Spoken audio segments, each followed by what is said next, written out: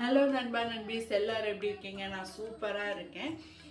நேற்று வசிஷ்ட முனிவர் கண்ட காட்சியை அவர் பார்த்தார் இல்லையா, அதை தசரதர்கிட்ட சொல்கிறாரு, உனக்கு மிகச்சிறந்த எதிர்காலம் இருக்குது, உனக்கு அருமையான மகன்கள் பிறப்பாங்க.